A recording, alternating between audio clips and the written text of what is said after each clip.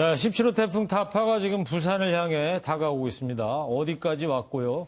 얼마만큼의 피해가 오늘 밤에 예상이 되고 있는지 박호근 기자와 뉴스 추적하도록 하겠습니다.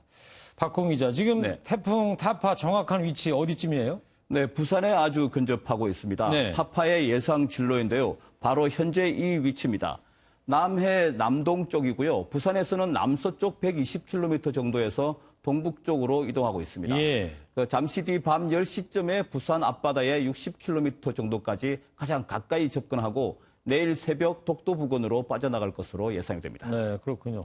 2주 전 주말에도 태풍 링링이 왔었단 말이에요. 한반도를 관통해서 이제 긴장을 했었는데, 근데 2주 만에 또 왔어요, 태풍이. 왜 이렇게 자주 옵니까? 네, 가을 이때쯤이면 북태평양 고기압이 일본 남쪽으로 내려가 있어야 한다고 합니다. 예. 그런데 최근에 예상보다 올라와 있어서 한반도에 걸쳐 있었다고 하는데요. 그러다 보니까 태풍이 올라올 수 있는 통로를 열어줬다고 기상청은 설명을 했습니다.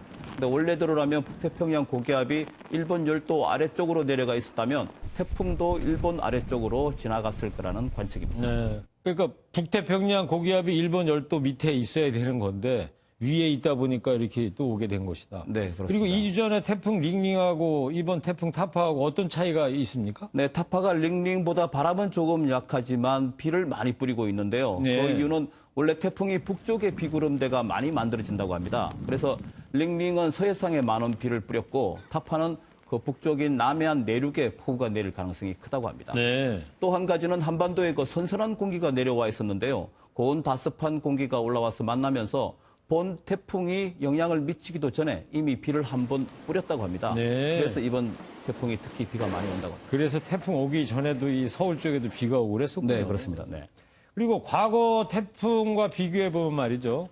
이번 타파와 경로가 비슷한 태풍으로 이제 차바와 콩레이가 이제 거론되는데 그때 그 태풍들은 얼마나 큰 피해를 남겼었죠? 네, 이번 타파와 비슷한 태풍들이 몇 개가 있는데요. 왼쪽이 2016년에 차바고요. 네. 오른쪽이 지난해의 콩레입니다. 네. 이 두 태풍의 진로가 타파와 아주 비슷합니다. 다 이제 대한해협을 빠져나갔군요. 네, 그렇습니다. 이 두 태풍의 피해도 만만치 않았는데요. 차바가 부산 앞바다를 지날 때 최대 풍속이 초속 32m였는데 이번 타파도 비슷할 것으로 예상이 된다고 합니다. 예. 그리고 차바는 울산 지역에 많은 피해를 입혔는데요. 인명피해가 7명, 그 재산피해가 2천억 원에 달했습니다. 네. 그리고 지난해 콩레이도 2명이 숨지고 1명이 실종되는 피해를 입었습니다. 그나마 차바와 콩레이는 부산에 근접해서 스치고 지나갔는데요. 이번 타파는 조금 아래쪽에 처져서 지나가기 때문에 비 피해만 줄이면 대규모 피해는 피할 수 있지 않겠느냐 이런 관측도 조심스럽게 나오고 있습니다. 네. 그리고 부산 지역에서는 그 재난 문자가 여러 구청에서 뭐 몇 번씩 와가지고 주민들이 오히려 불만을 나타냈다고 그러던데요? 네, 태풍이 다가온다고 하니까 심리적으로 안 그래도 불안한데 재난 문자가 여러 차례 오면서 더 불안해졌다는 불만이 나오고 있습니다. 왜 그렇게 된 거예요? 네, 지금 보시는 게 각 부에서 보낸 재난 문자인데요.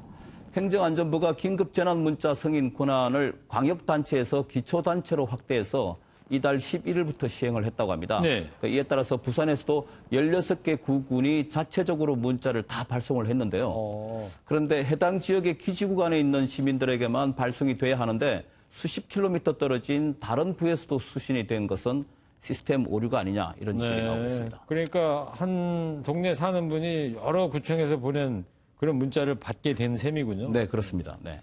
고쳐져야 될 것 같고요. 그리고 일본에서도 말이죠. 타파 피해가 일어나고 있는데 아베 총리라는 사람이 이 럭비 영상이 지금 논란이 되고 있어요. 일본 내에서. 네, 아베 총리가 지난 20일 자신의 트위터에 영상을 올려서 논란이 되고 있는데요. 예. 10초짜리 영상은 아베 총리가 럭비공을 받았던 뒤에 한쪽 무릎을 꿇으면서 마스코트 사이에 공을 내려놓는 장면입니다.